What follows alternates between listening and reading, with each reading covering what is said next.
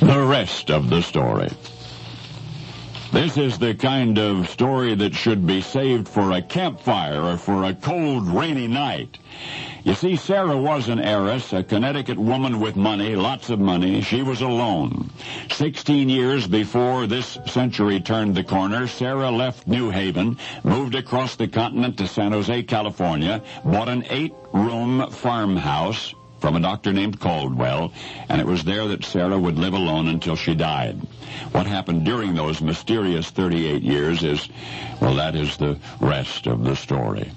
Immediately after purchasing her farmhouse, Sarah bought 160 surrounding acres, and then she called in a team of 16 carpenters and started to work.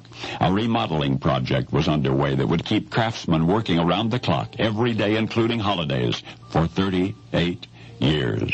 It became obvious to the workmen from the very beginning that this project was more than the whim of an eccentric heiress. There were plans for miles of winding corridors, some leading nowhere. One door would open on a blank wall. Another was a 50-foot drop. One set of stairs would lead into a closed ceiling. Peculiar and chilling designs like the spider web and the pentagram were everywhere. There would be rooms riddled with trap doors and an infinity of secret passageways, and one particular blue room to be entered only by the widow Sarah herself. So it was obvious from the very beginning that this was to be more than an estate of oddities for a restless recluse. This was an occult cathedral. This was to be a home for the dead for 38 years. Construction of this poltergeist palace did not end until at last Sarah died at 85. By that time, the house had spread over 6 acres of the estate. It had 160 rooms, 10,000 windows, 467 doors, 52 skylights, 47 fireplaces, 40 stairways, 13 bathrooms, and 6 kitchens. Sarah lived her life for the dead. One moonlit night, she joined them.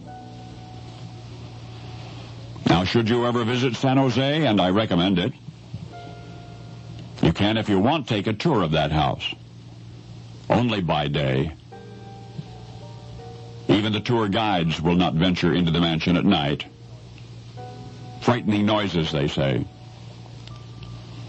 Oh, yes, caretakers confirm that there still are sounds of heavy breathing, and there still are footsteps in the otherwise midnight silence.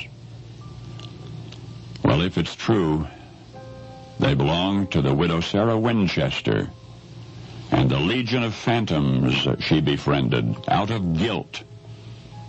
Out of guilt. Because, you see, her inheritance came from the Winchester rifle. The weapon that killed more Indians and more United States soldiers than any other in our nation's early history.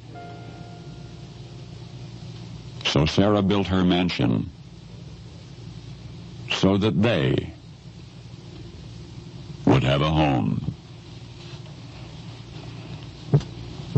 Now you know the rest of the story.